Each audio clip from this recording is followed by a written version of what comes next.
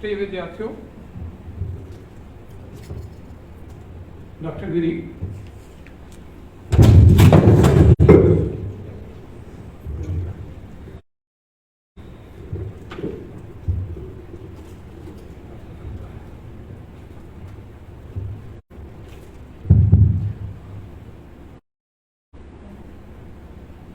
Nitin कोरपाल,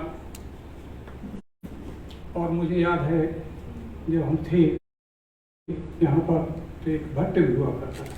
Now I think he is somewhere else. गिरी साहब ने आपको हमारे बारे में काफ़ी कुछ बताया और ऐसा करके उन्होंने हमें बहुत पीछे लेके चले गए। यादों में मैं खो गया। मुझको याद पड़ता है कि गिरी साहब, दिस इज गिरी, और छोटी स्वीटी, छोटी और छोटी थी, उसको चलती थी बस, ये रोड पे लेकर के घूमते थे। हम लोग ललचाई आंखों से देखा करते थे हमारी भाई।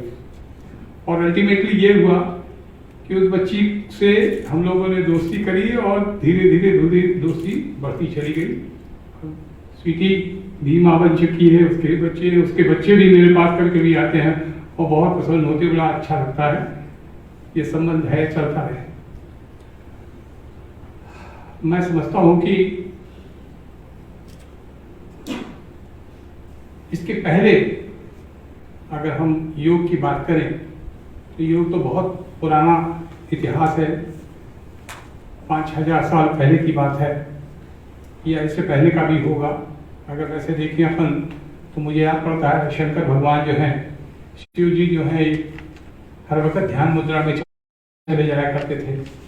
तो अगर वो इस तरह से देखें तो अगर शिव को अपन हिस्ट्री में माने तो इमेजिन नहीं कर सकते हैं कि हमारा योग जो है ये भारतवर्ष में कब से बना, क्या हुआ। क्योंकि हमारे जो देवता जो हैं ब्रह्मा, विष्णु और महेश, ये 3 प्रमुख देवता माने जाते हैं, जिनको कि जो हमारे आराध्य हैं। और शिव जी के बारे में तो, शंकर जी के बारे में तो कहा ही जा सकता है कि वो योग में, खास करके ध्यान में, उनका मेडिटेशन जिसे अपन आज करते हैं वो करते थे। और उसका क्या पर्पस था, क्यों करते थे, ये सब बातें अलग हैं जिसको अपन एनालिसिस ही कर सकते हैं, क्योंकि उसको हम इस रूप में तो नहीं देख सकते हैं कि क्या उसका पर्पस रहा है। जहां तक मैं समझता हूं कि मुझे इस बात का थोड़ा सा संतोष है कि बहुत सी चीजें योग के बारे में आप पढ़ते ही हैं, और पूर्व में हमारे वक्ताओं ने यहाँ पर काफी, क्योंकि मैं बताऊं आपको कि मैं करीब रोज ऑनलाइन आपके इस प्रोग्राम से जुड़ा रहता हूँ। मुझको अच्छा लगता है।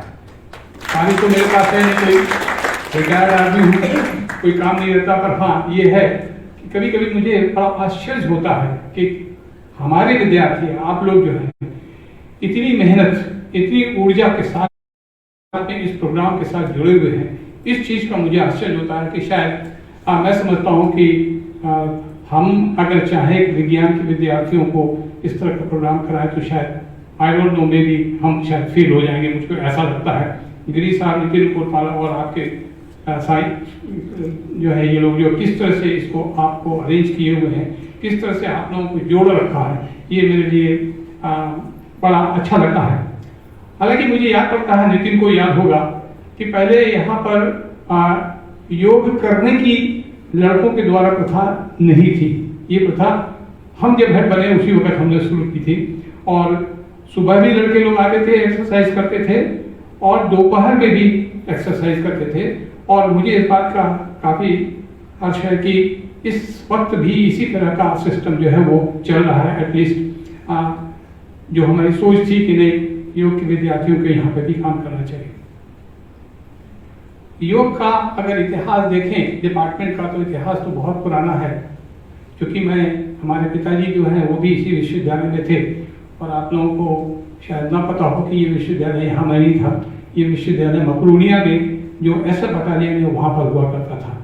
वहाँ पर भी जो पुराने शिक्षक थे, जिसमें हमको याद है एक गुरु साहब हुआ करते थे, वो योग कराते थे और ट्रेनिंग वगैरह देते थे। जो भी रहा होता मुझे तो याद है, मैं भी छोटा था, शायद 8वीं क्लास में पढ़ता था इतना मेमोरी। पर मुझे हाँ एक घटना जरूर याद आ जाती है कि एक बार जहाँ पर एक्सरसाइज वगैरह करते थे, जिम्नेशियम कहना चाहिए, जिम्नेशियम था, उसमें आग लग गई। तो गुरु साहब बेचारे जो है वो पूरे कैंपस में आग आग आग करके चिल्लाते हुए गए, फिर उस आग को बुझाया गया था। वो अभी भी मेरे मेमोरियल की आवाज़ जो है मेरे कान में गुरु सी है, मुझे नहीं मालूम गुरु साहब हैं कि नहीं। फिर कैंपस में जब यहाँ आए 1964 में, जब यूनिवर्सिटी में आया मैं, तो उस वक्त जोशी साहब जो है उसके हेड हुआ करते थे शायद। और मैं समझता हूँ कि इस योग का डिपार्टमेंट का शुरुआत जोशी साहब और गुरु साहब की ही देन है। बाद में गिरी साहब आए जो कि उस प्रथा को, उन्होंने उस सिस्टम को बहुत सुचारू रूप से चला रहे हैं। और अब तो जो योगा डे मनाने का जो सिस्टम है ये चल गया है, ये भी एक बहुत बड़ी चीज़ है। और सबसे खुशी की बात है कि हमारा विश्वविद्यालय इसमें काफ़ी कुछ एक्टिवली पार्टिसिपेट कर रहा है हर वर्ष और कार्य कर रहा है। गिरी साहब की ये बात मुझे बहुत अच्छी लगी, सुन करके हमें भी थोड़ा संतोष हुआ कि अब साइंस के विद्यार्थी भी जो हैं योग में आ रहे हैं। और साइंटिफिक रिसर्च जो है, जो मेरी इच्छा थी, मैं इसके लिए मैं दूसरों को क्या दोष दूँ, मैं अपने आप को भी दोष देता हूँ कि हम बहुत कुछ पार्टिसिपेट इसमें नहीं कर सके। हमारी भी कुछ डिपार्टमेंट हमें अपना भी देखना था, हमारे रिसर्च स्कॉलर हम अपने टॉपिक पे रिसर्च कराते थे, उसे भी देखना था। साथ साथ में एडमिनिस्ट्रेटिव कार्य जो है इतने रहते थे कि हम इस तरफ योग डिपार्टमेंट की तरफ ज़्यादा ध्यान नहीं दे पाए। और गिरी साहब की मजबूरियाँ थी, स्टाफ कम था उनके पास में, अडॉप के टीचर्स थे, नितिन कोतवाल भट्ट दोनों अडॉप की थी। परमानेंट स्टाफ उस वक्त ज़्यादा कुछ नहीं मिल पाए, इसलिए कुछ नहीं है डेवलप नहीं हुआ। आई विश, मैं ईश्वर से प्रार्थना करूँगा और साथ में प्रार्थना करूँगा कि इस विभाग को शक्ति दें। और क्या कहते हैं, यहाँ पर मेरी इच्छा अनुसार साइंटिफिक रिसर्च जो है कुछ ऐसा। तो अगर हम देखें जीवन क्या है, लाइफ में अगर अपन बिल्कुल क्रूड उसमें बात करें तो दो चीजें हैं, प्लांट्स हैं और एनिमल्स हैं जो कि जीवित हैं। बाकी चीजें जो हैं वो कैसी हैं, वो अजीवित हैं। और कोई भी चीज जो है ये काहे का बना हुआ है, ये सेल का बना हुआ है। जो भी सेल है उस सेल में न्यूक्लियस है, साइटोप्लाज्म है, उसके चारों ओर मेम्ब्रेन है, सेल मेम्ब्रेन है, ये उसका एक सेल का स्ट्रक्चर है। और यही सेल जो है, चाहे वो एक सेल, एक कोशिका जो है वो भी जीवित है, जैसे कि आपने प्रोटोजोआ जो होते हैं, जो क्या कहते हैं, अमीबा है, पारामीशियम है, आदि आदि, ये जो है ये एक कोशिका जो है, पूरी की पूरी जो भी हमारे शरीर में जो क्रियाएं हो रही हैं वो सारी क्रियाएं वहां पर उस एक कोशिका में भी हो रही हैं। अब देखिए, अगर हम देखें तो जैसा हमने बताया कि दो तरह की जीवित चीज है, एक एनिमल है और प्लांट है, एनिमल सेल और प्लांट सेल है। प्लांट सेल में डिफरेंस ये है कि उसमें एक एक्स्ट्रा चीज पाई जा रही है, उसका जो मेम्ब्रेन है वो सेलुलोज का बना होता है, जबकि एनिमल में वो क्या कहते हैं, लाइपोप्रोटीन का बना हुआ है। अंतर है दोनों में। सबसे बड़ी मुख्य बात यह है कि प्लांट्स जो है ये अपना भोजन स्वतः सिंथेसाइज कर सकते हैं। एनिमल जो है वो भोजन अपना स्वतः सिंथेसाइज नहीं कर सकता है। अब देखिए, चूंकि प्लांट कोई भी कार्य को होने के लिए, कोई भी चीज होने के लिए ऊर्जा की आवश्यकता होती है। और नेचर ने, एनवायरमेंट में अगर आप देखें तो जो सूर्य है ये एक एनर्जी का सोर्स है। और प्लांट्स जो है ये क्या करते हैं, जो रेडिएंट एनर्जी है, जो सूर्य का प्रकाश है, उस सूर्य के प्रकाश को फोटोसिंथेसिस करके और उसको जो एनर्जी है, रेडिएंट एनर्जी को केमिकल एनर्जी में कन्वर्ट कर देते हैं। मतलब जो एनर्जी है, क्या कहते हैं, फोटोसिंथेसिस के में कार्बन डाइऑक्साइड जो अपने नेचर में है उसको लेकर करके और उसको केमिकल एनर्जी में कन्वर्ट कर, ये केमिकल एनर्जी हमारे शरीर में या प्लांट के शरीर में इकट्ठा होती है, जिसको कि हम कह सकते हैं प्रोटीन है, कार्बोहाइड्रेट्स हैं, लाइपिड्स हैं, ये सारे के सारे जो हैं ये क्या होते हैं, उसके अंदर एकत्रित हो जाते हैं या इकट्ठा होते हैं। और ये जो है, जो भोज्य पदार्थ इकट्ठे हुए, इसको एनिमल सेल जो है, एनिमल जो है वो उसको प्राप्त करते हैं और वो उससे एनर्जी मिलती है। अब देखिए, आपने पढ़ा होगा इसमें क्या कहते हैं, जो सिस्टम्स जो हैं, डिफरेंट सिस्टम्स जो हैं, वो इन भोज्य पदार्थों को, क्योंकि भोज्य पदार्थ आपने अंदर लिया और भोज्य पदार्थ जो है उसके बाद में उसका पचेगा, पचने के बाद में जो भी वेस्ट प्रोडक्ट है वो शरीर के बाहर निकलेगा। इसी तरह से जो भी हमारे शरीर में जो चीज जा रही है, भोज्य पदार्थ जो आ रहे हैं, इन भोज्य पदार्थों को तोड़ते हैं, शरीर में टूटता है और टूटने के बाद में से उन्हें उसमें से एनर्जी निकलती है। जैसे मान लीजिए उदाहरण के लिए कार्बोहाइड्रेट, ये कार्बोहाइड्रेट जो है ये शरीर में इसका मेटाबॉलिज्म होता है और मेटाबॉलिज्म होने के बाद में क्या होता है, हमें एनर्जी मिलती है जो कि एटीपी के फॉर्म में होती है। एडीपी बनता है, एटीपी बनता है, एडिनो ट्राइफॉस्फेट, एडिनो डाइफॉस्फेट, ये जाकर के अल्टीमेटली हमको एनर्जी देते हैं। अब देखिए, एनर्जी देने के लिए इनको प्लांट्स जो है वो क्या लेते हैं, CO2 लेते हैं, कार्बन डाइऑक्साइड लेते हैं और ऑक्सीजन छोड़ते हैं। हमारा शरीर जो है, मनुष्य या एनिमल्स जो है वो क्या करते हैं, ऑक्सीजन ग्रहण करते हैं और कार्बन डाइऑक्साइड छोड़ते हैं। तो एक चीज तो सबसे बड़ी बात ये हुई, अगर अपन देखें कि ऑक्सीजन और कार्बन डाइऑक्साइड जो है इसका बैलेंस जो है वो नेचर में बना होना चाहिए। अभी अभी रिसेंटली आपने 5 तारीख को इन्वायरमेंट डे भी मनाया होगा, सुना होगा, नहीं मनाया क्योंकि आप तो इसमें व्यस्त थे, दूसरी जगह प्रोग्राम हुए थे। तो वो जो इन्वायरमेंट है, हमें अपने इन्वायरमेंट को भी प्रोटेक्ट करना है। जिस तरह से योग के बारे में आप बात कर रहे हैं, उस इन्वायरमेंट को भी हमें प्रोटेक्ट करना चाहिए जिससे कि वो बैलेंस जो है कार्बन डाइऑक्साइड और ऑक्सीजन वगैरह का जो है और दूसरे भी गैसेज जो है उनका बैलेंस बना रहे।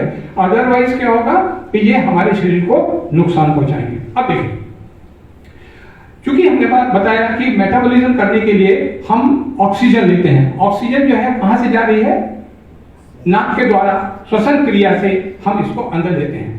ये श्वसन क्रिया जो है ये एक सिस्टम हमारे शरीर में है जिसको हम बोलते हैं श्वसन तंत्र या रेस्पिरेटरी सिस्टम, जिसमें कि प्रमुखता क्या है, लंग्स है।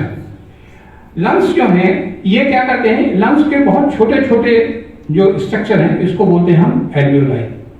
इन एल्वियोलाई में क्या होता है कि वेन्स और आर्टरीज, ये जो है वेन्स आर्टरीज जो है एक रक्त को, शुद्ध रक्त को अंदर ले जा, शुद्ध रक्त को रखती है और दूसरी जो है जो रक्त जो है अशुद्ध है उसको बाहर निकालती है।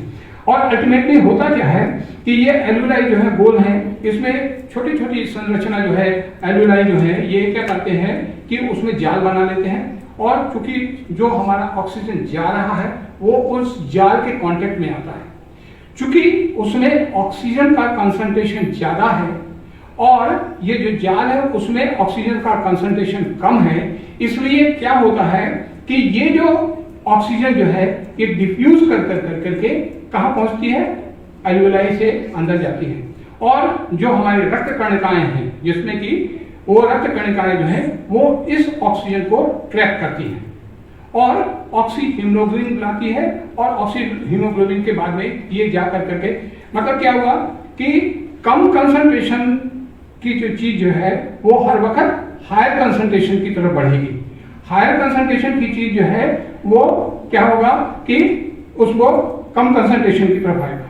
तो इस तरह से क्या होगा कि ये रेस्पिरेशन की क्रिया में क्या होता है कि ऑक्सीजन जो हम जो ले रहे हैं वो ऑक्सीजन शरीर के अंदर जा करके उसको ऑक्सीजन को पहुंचाता है। अब देखिए, ये ऑक्सीजन क्या करता है, ये मेटाबॉलिज्म में काम आएगा या हमें एनर्जी देता है। हम चलते हैं, दौड़ते हैं, कुछ भी करते हैं तो वो हमको एनर्जी की आवश्यकता होती है। एक चीज तो ये सिस्टम हो गया, जिसमें कि योग में अगर अपन बात करें तो योग में आपको खास कर करके 3 सिस्टम, एक तो आपको बात की हमने रेस्पिरेटरी सिस्टम, दूसरा हमारा जो है क्या है स्केलेटल सिस्टम है। ये स्केलेटल सिस्टम जो है ये हड्डियां जो है एक दूसरे मांसपेशियों से जुड़ी हुई हैं और ये मांसपेशियां जब ज्यादा काम करते हैं तो इसमें एसिड का फॉर्मेशन होता है और हमको थकान होती है या मसल फटीग होता है। ये मसल फटीग कैसे रिमूव हो सकता है? जब ऑक्सीजन जो है वहां पर जाएगा और ग्रेजुअली क्या करता है, वो एसिड को रिमूव करता है। अब देखिए, जो हम यौगिक क्रियाएं कर रहे हैं, जो योग करते हैं हम, इसमें भी ये जो क्रियाएं हैं ये क्या कर रही हैं? क्योंकि अगर आप देखें तो हम जितने भी यौगिक क्रियाएं कर रहे हैं उसमें आपका कंसंट्रेशन सबसे ज्यादा कहाँ पे होता है? रेस्पिरेशन पे। आप क्या करते हैं, जो श्वास ले रहे हैं वो श्वास कैसे शरीर के अंदर जा रहा है और किस तरह से वो उसमें पहुंच करके जिन जगह पर ऑक्सीजन की कमी है वहां पहुंच रहा है। इसके अलावा हमारे शरीर में क्या है? मस्तिष्क। ये मस्तिष्क जो है इसमें भी कुछ ऐसी चीजें हैं जो कि हमारे लिए इंपॉर्टेंट होती हैं। जैसे ब्रेन है, तो ब्रेन के नीचे एक स्ट्रक्चर है हाइपोथैलेमस, जिसमें कि एक स्ट्रक्चर लगा रहता है जिसको बोलते हैं हम पिट्यूटरी ग्लैंड, पीयूष ग्रंथि। ये पीयूष ग्रंथि जो है बहुत सी तरह की क्या कहते हैं हार्मोन्स जो सिक्रीट करते हैं। एक्चुअली साइंटिफिकली ये देखा गया है कि ये जो हम जो एक्सरसाइज करते हैं या योगा जो करते हैं, ये भी इन पीयूष ग्रंथि के अंदर से जो रस निकल रहा है या हार्मोन्स निकलते हैं उनको भी कंट्रोल करता है, या ब्रेन के हार्मोन जो हैं उनको भी कंट्रोल करता है, या उनके सिंथेसिस में या उनके रिलीज में बॉडी में, क्योंकि वो ब्लड में आता है और ब्लड से जाकर के जिस ऑर्गन पे टारगेट ऑर्गन में जाना वहां पहुंचता है, वहां जाकर के ये इस तरह से उसको सारा का सारा कंट्रोल करता है।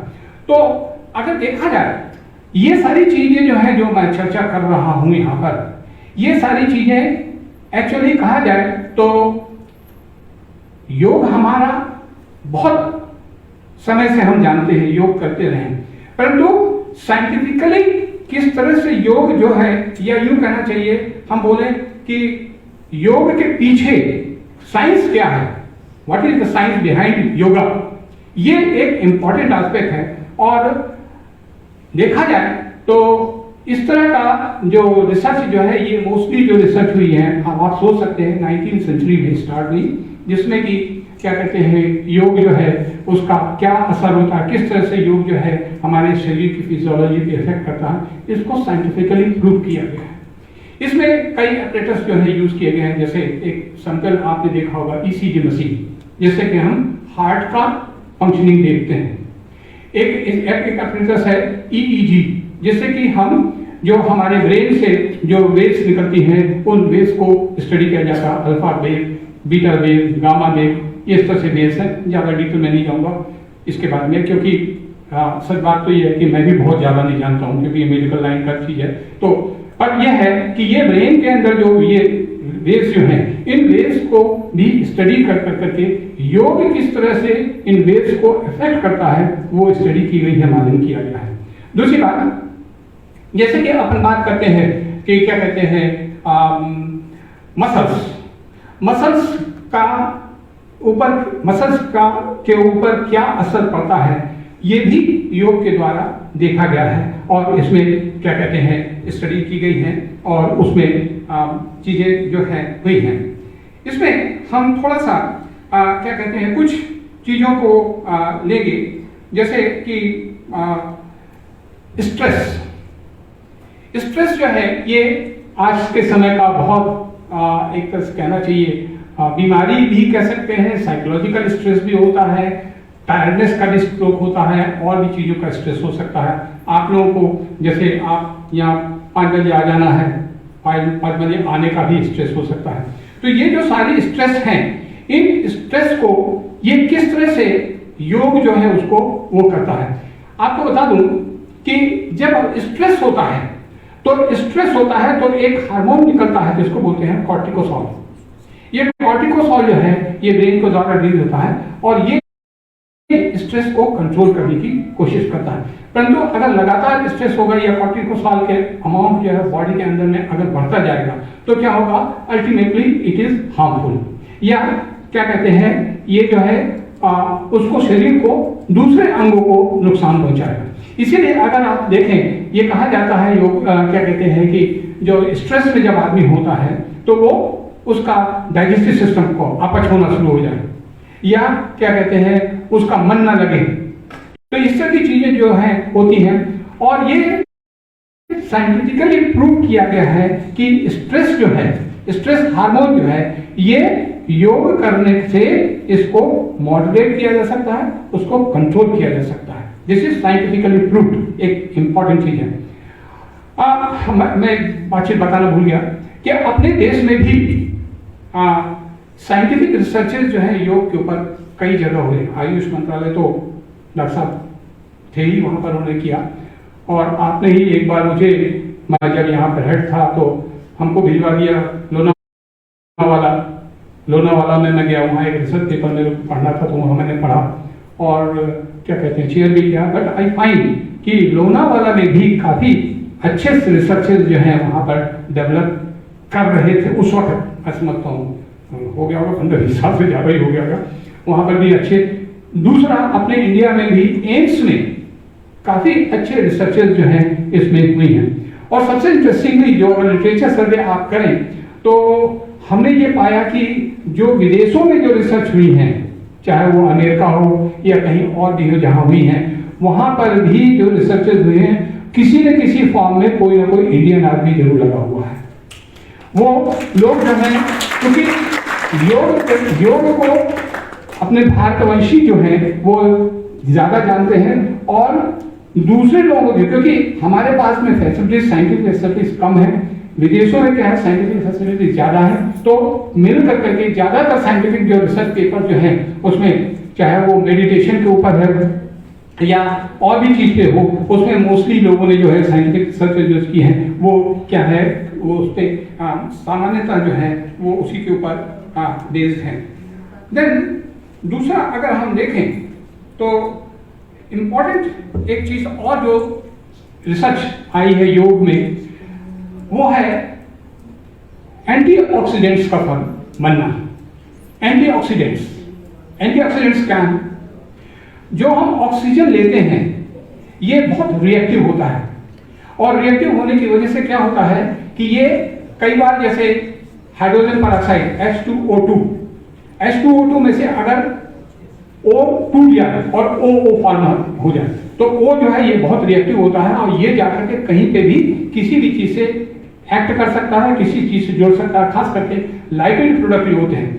तो इसलिए क्या होता है कि जो लाइपिड पेरोक्सीडेशन जो है, लिपिड पेरोक्सीडेशन होगा, लिपिड्स का ऑक्सीडेशन हो जाता है, ऑक्सीजन उससे जोड़कर ऑक्सीडेशन करेगा और लिपिड पेरोक्सीडेशन होगा। और हमारी जो मेम्ब्रेन है, कौन सी सेल की मेम्ब्रेन, अगर आपको बताया ना लिपिड का बना हुआ, तो ये सेल मेम्ब्रेन जो है ये क्या होती है, उसको डैमेज करती है।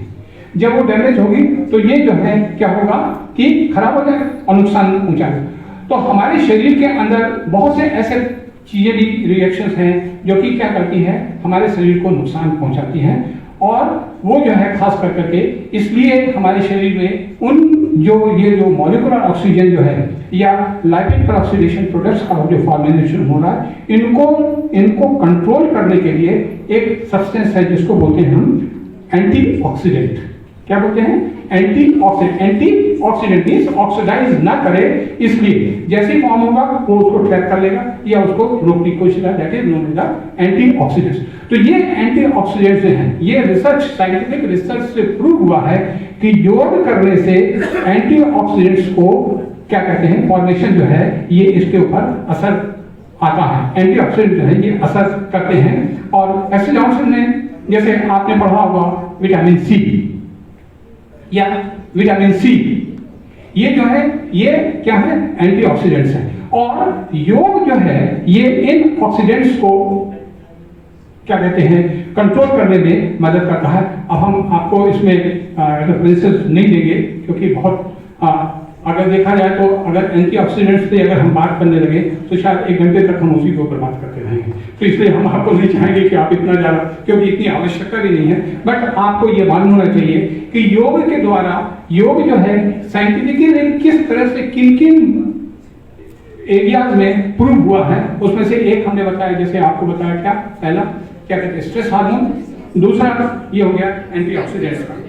इसके बाद अगर अपन देखें तो हम क्षमा करना, मेरी आंख जो है थोड़ी गड़बड़ हो गई है, बीमारी हो गई है, तो मुझे दिखाई नहीं अच्छा देता है, तो थोड़ा सा हमको प्रॉब्लम हो रही। देन तीसरी चीज है नर्वस सिस्टम का।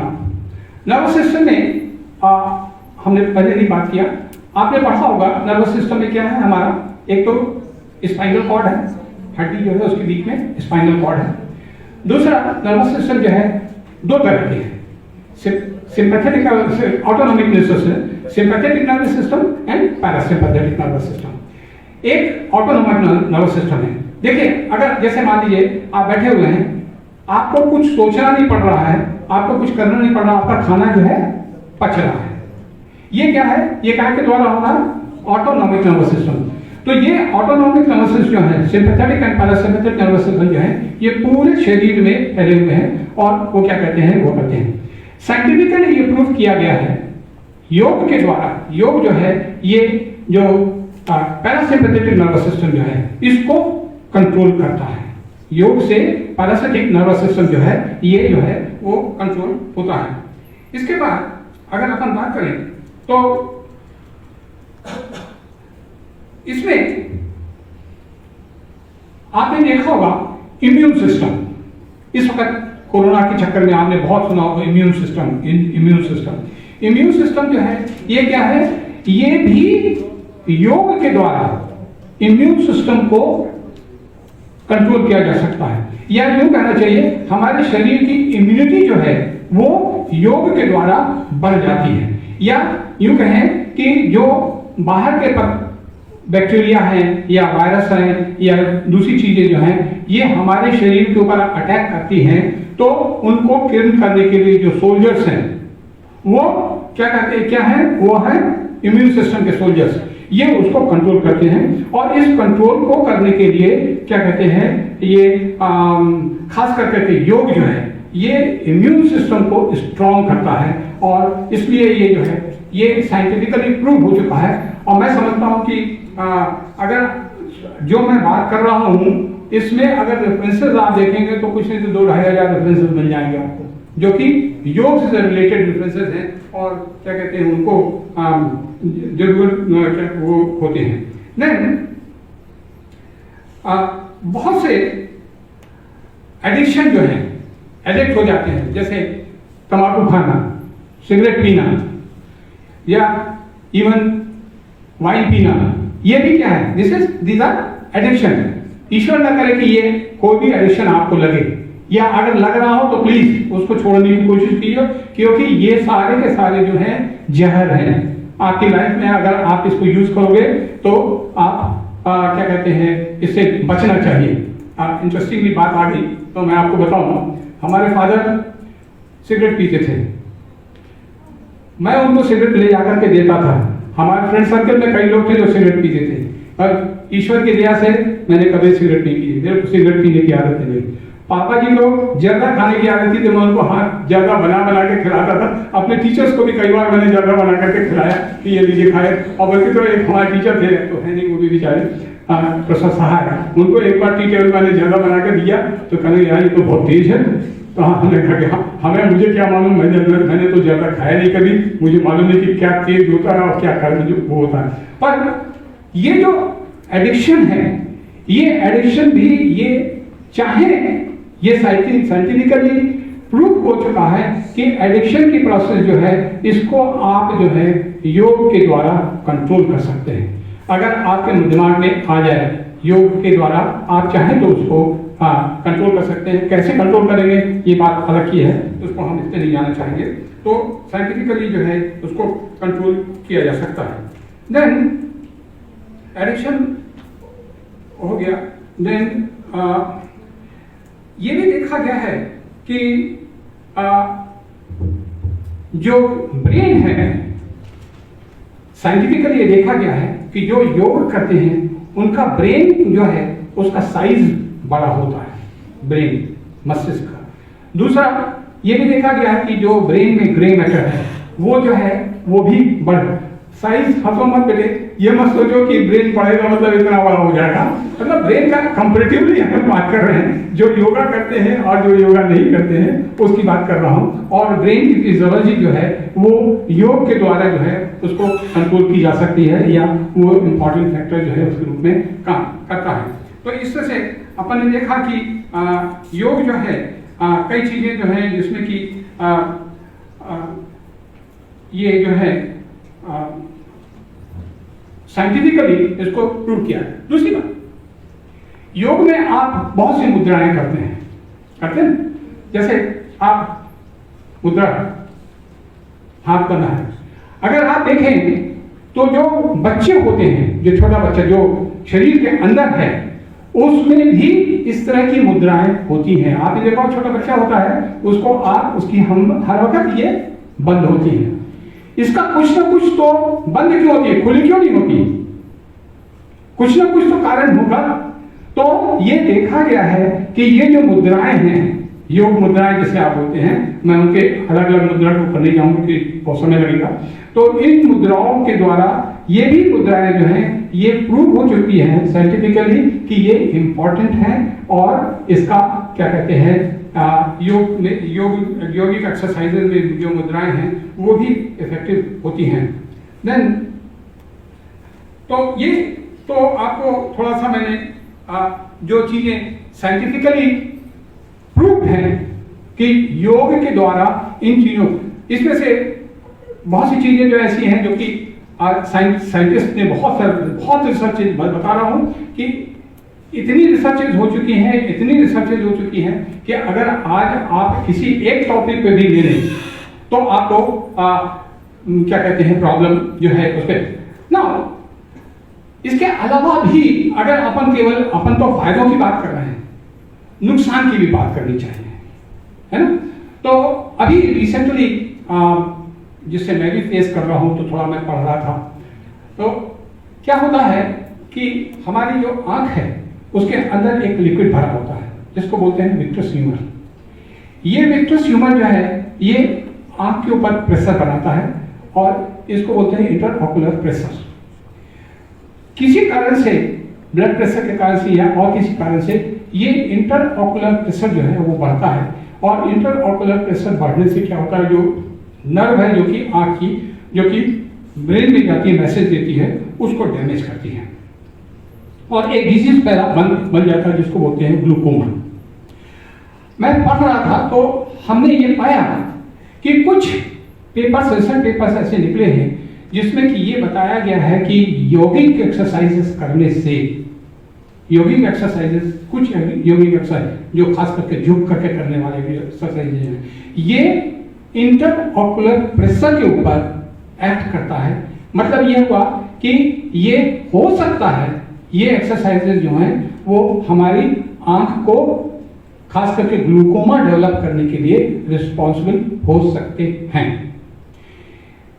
वैसे देखा जाए तो जो मैंने पढ़ा है पहले, शीर्षासन से कहा जाता था कि आई डोंट नो कि इससे ज्योति बढ़ती है। अब ज्योति सही में बढ़ती है कि नहीं बढ़ती है ये साइंटिफिकली प्रूव नहीं हुआ है। मैं चाहूंगा, मैं अच्छा सोचता हूं कि अगर आप में से कोई लड़की ये टॉपिक रिसर्च में ले और ये देखे कि क्या कहते हैं इंटरऑकुलर प्रेशर से पे योगिक एक्सरसाइजेस का क्या असर होता है, अगर इस पे रिसर्च की जाए अपने यूनिवर्सिटी से, डिपार्टमेंट से, तो मजा आ जाएगा। मेरे को तो बहुत एटलीस्ट खुशी होगी क्योंकि इस तरह के रिसर्चर जो है अभी नहीं हुई हैं और अगर आप रिसर्च करेंगे, कोई टॉपिक अगर स्टूडेंट लेता है तो ये रिसर्च जो है ये बहुत वैल्यूबल होगी फॉर होल ह्यूमन काइंड और खास करके हम लोगों के लिए जो योग सिखाते हैं, योग कराते हैं, हमें भी मालूम होना चाहिए कि क्या ये इसमें कितनी सच्चाई है कि ये इंटरऑकुलर प्रेशर पे कितना असर डालता है, इसको हमको जानना चाहिए, मालूम होना चाहिए। मैं समझता हूँ कि इसको करने के लिए बहुत ज़्यादा महंगे खर्च नहीं है। एक एपरेटस जरूर खरीदना पड़ेगा हमको डिपार्टमेंट में, वो है क्या कहते हैं टोनोमीटर या कुछ नाम है उसका, जिससे कि इंटरऑकुलर प्रेशर जो है वो नापा जा सकता है, नापते हैं। ये काम जो है अपन चाहें तो किसी डॉक्टर को भी साथ में जोड़ करके रिसर्च में ले सकते हैं और उससे भी मदद लेकर करके भी करा सकते हैं। या आप लोगों में से जो लोग हैं 2 बार 2-4 बार करोगे तो कोई बहुत कठिन काम नहीं है इंटरऑकुलर प्रेशर निकालना और योगिक एक्सरसाइज कराया जाए और इंटरऑकुलर प्रेशर निकाला जाए कि कितना है। पहले एक्सरसाइज करने के पहले देखा जाए, एक्सरसाइज करने के बाद देखा जाए और देखने के बाद में मालूम पड़ा जाए कि किस तरह से होता है। तो ये तो आपको मैंने थोड़ा सा क्या कहते हैं कुछ ऐसी चीज़ों के बारे में चर्चा की कि जो कि साइंटिफिकली प्रूवन है। नॉट ओनली दैट, आजकल तो बहुत सी डिजीजेज जो हैं जिसमें कि कहा जा रहा है योग जो है ये इम्पॉर्टेंट रोल प्ले करता है। जैसे सिर्फ एग्जाम्पल, लोग कहते हैं कैंसर में भी इसका उपयोग है, कैंसर जिनको हो गया है उनके लिए उपयोगी है। दूसरी बात, बहुत से तरह के पेन होते हैं, दर्द में भी इसका उपयोग जो है उपयोगिता है। रिसर्च में ये प्रूव हो चुका है कि योगिक एक्सरसाइजेज जो है वो इस तरह से प्रूव करती हैं। ये मैं समझता हूँ कि दबाव पड़ता है, तो ये दबाव जो है आप ध्यान दीजिए कि आपको अगर थोड़ा बहुत भी पेन होता है तो you try to avoid it. बाकी आप लोग यंग हैं, आप लोग कर सकते हैं, इसमें कोई शंका नहीं है और करना चाहिए। मैं आपको हतोत्साहित नहीं कर रहा हूं, पर थोड़ा सा इस बात का ध्यान रखते हुए कि आप ओवर एग्जर्शन ना करें।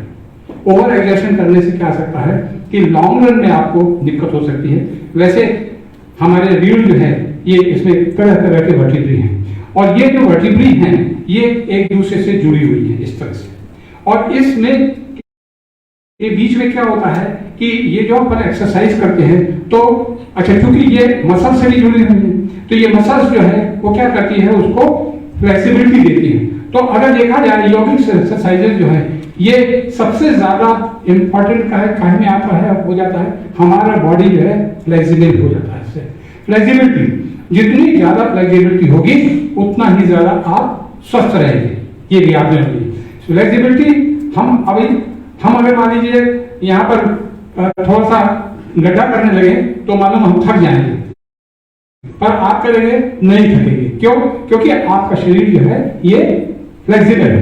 इसी तरह से फिर क्या होता है कि जब हम श्वसन करते हैं तो श्वसन क्रिया में भी आप जानते हैं कि दो तरह का है, एक एब्डोमिनल और दूसरा थोरेसिक। थोरेक्स से छाती जब खुलती है, ये छाती जब खुलती है तो क्या होता है, इंटरकॉस्टल मसल्स होती है। ये मसल्स ऊपर होती है, उसको छाती को ऊपर करती हैं और क्या करती हैं, डायफ्राम जो है वो स्पेस बढ़ जाता है। स्पेस बढ़ तो हवा जो है एकदम से अंदर रहती है। तो ये फ्लेक्सिबिलिटी जो आप एक्सरसाइजेस करते हैं योगा में सबसे ज्यादा इंपॉर्टेंट क्या चीज है वो है रेस्पिरेशन। सारा का सारा मैटर जो है वो रेस्पिरेशन पे डिपेंड करता है। इसमें चलिए थोड़ा सा एक ज्यादा नहीं, 2 मिनट के लिए और बोल रहे, ध्यान, मेडिटेशन भी आप सोच नहीं सकते हैं कि मेडिटेशन के ऊपर कितनी रिसर्चेज हुई है। बहुत सारे रिसर्च पेपर जो है नेट के ऊपर अवेलेबल हैं जिसमें मेडिटेशन जो है ये कई चीजों के ऊपर असर करता है।